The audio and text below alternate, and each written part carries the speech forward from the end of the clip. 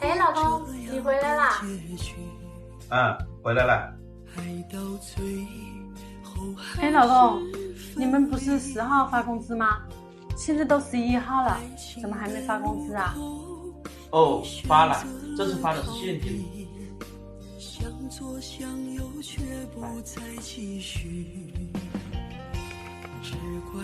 哎呀，你一身汗臭味，熏死了！赶紧把衣服换了啊！